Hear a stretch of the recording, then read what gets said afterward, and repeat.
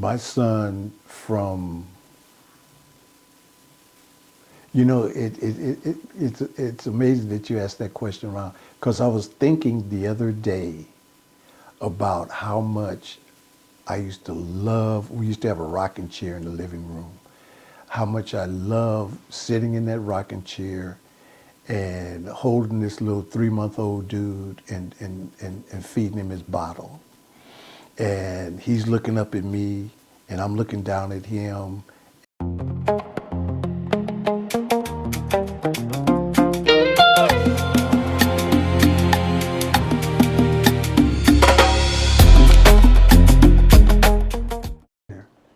Welcome to A Necessary History, a space where black men aged 60 and up share the wisdom, the wounds, and the wins of a life fully lived. I'm your host, Ron Johnson, and in each episode we sit down with men who have walked through segregation, resistance, resilience, and reinvention to ask, where did you come from? What did you survive? And what do you want the next generation to know? These are real voices with real stories told from A Necessary History. Let's begin. Where were we, by the way? We were spending 20 years at Atlantic Richfield. Richfield. And you got married in '88. I got married in 1988. Uh-huh. And I think 1986, 1987, late in the year, one of those, Ron, I decided that I wanted to do something other than be in the oil refinery. Mm-hmm. Man, the decisions that, I tell my son, I'm like, dude, life is about decisions, and the decisions that I made over life, because I could have done 40 years, 35 years, 30 years at ARCO, easily retired with $2.3 million and chilled. Right. But my decisions. What happened? What decision? Well, I wanted to do something else, Ron. Mm-hmm. I wanted to do something else. I got restless. Okay. And I wanted to do something else. So a young lady from church was entering into refinancing homes. And she said, is that something that you would be interested in? You want to try it? I was like, okay. So for a short period, I don't think 18 months, little over a year, I left ARCO, refinanced homes, and my wife became pregnant, and I needed insurance to get the baby born and take care of her prenatal stuff. So that's when I went to Anheuser-Busch.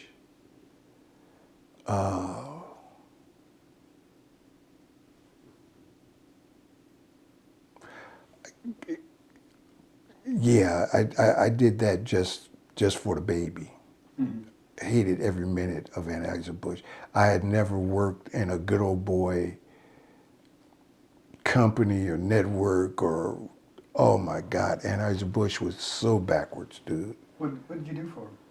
Same thing, calibration of their equipment, Mm-hmm. That's all that I've done, my whole career was instrumentation, calibrating instruments.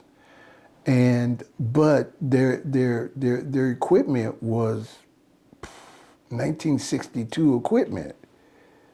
It was old and antiquated, Okay. So yeah, nothing was challenging. Nothing. I was working graveyard. I hated graveyard. I just hated Anheuser-Busch. Lots of money. Lots of money.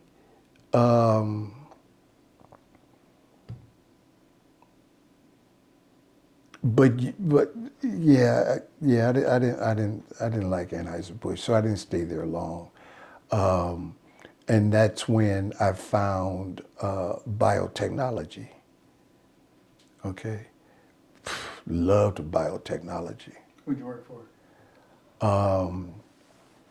I started off with Amgen.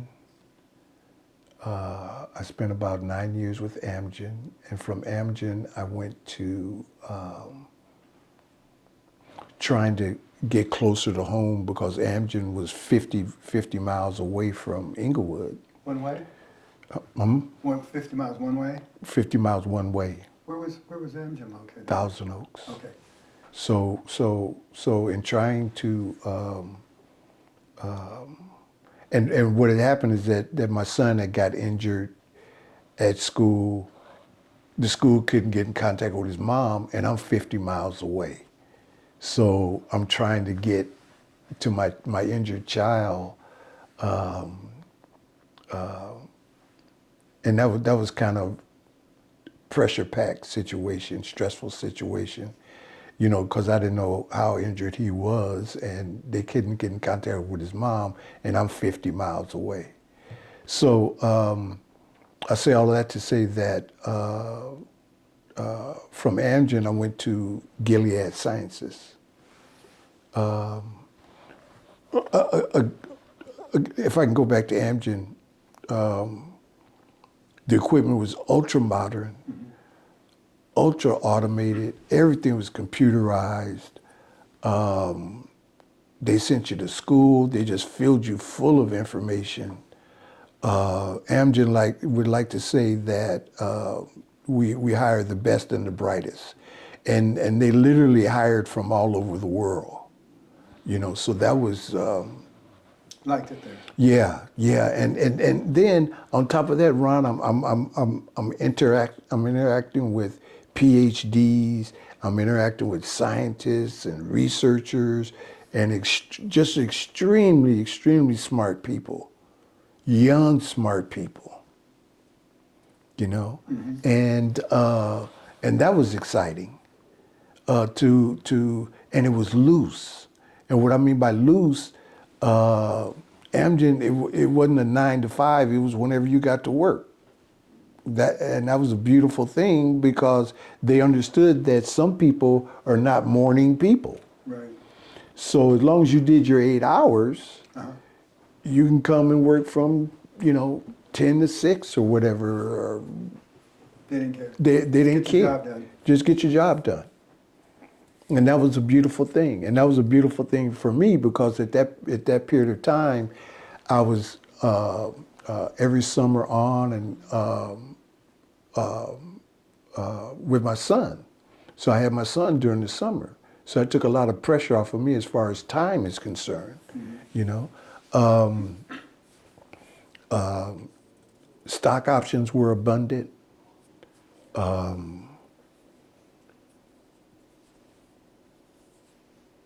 Going from an extremely strict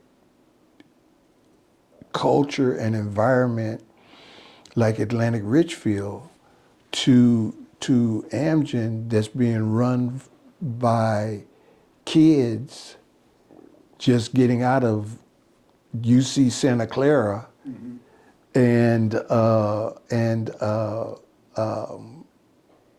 their department heads at 24 years old. Ron, I'm working, and my supervisor, who's maybe 7 years younger than me, that was the first time I worked for, I call them kids because they were younger than me. Right. It was the first time that I'd ever, experienced that. So in the oil refinery, there's grizzled old men. Right. These guys are grizzled old men, So I'm working with these kids, and my supervisor comes up to me. He said, "Come up to the 4th floor. We're gonna have banana splits." So I'm looking for a camera. I'm like, dude, am I getting punked here? You want me to come up to the 4th floor to have banana splits? You want me to stop working, come to the 4th floor to have banana splits? Yeah, come on.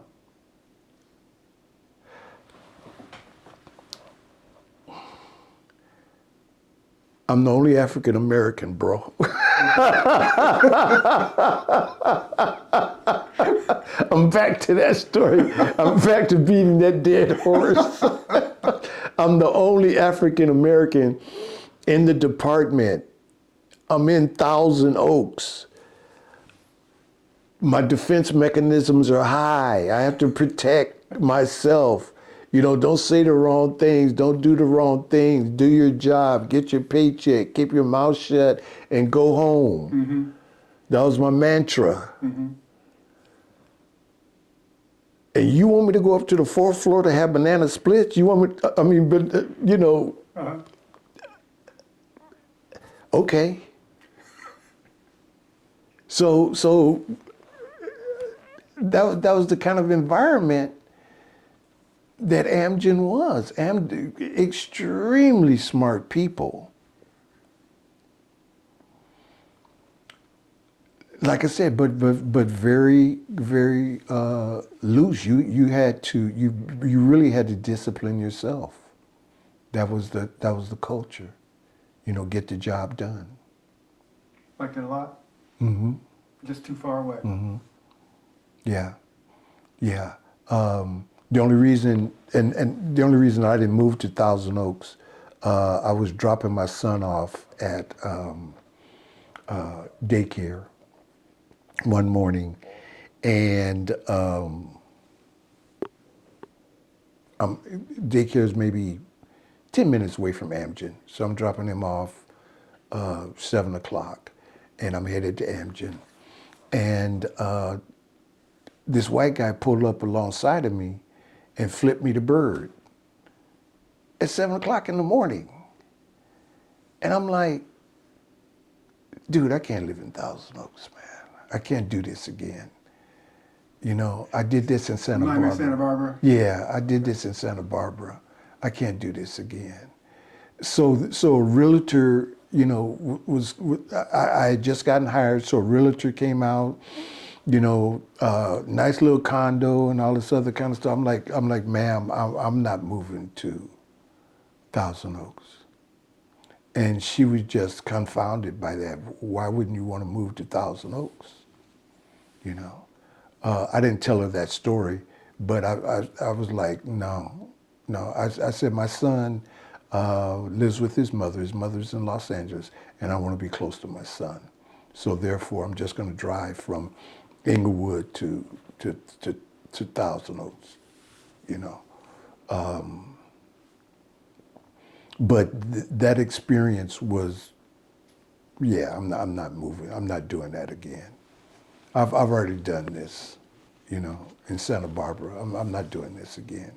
Living in an all white environment. I'm already at an all white company. Mm-hmm. By the way, that's making billions of dollars. I got to Amgen in 1993, 1994, and they gave me, as a signing bonus, they gave me 5,000 shares of stock options. In 18 months, we have a stock split from the drug Epogen. Another 2 years after that, we have another stock split with the drug Neupogen.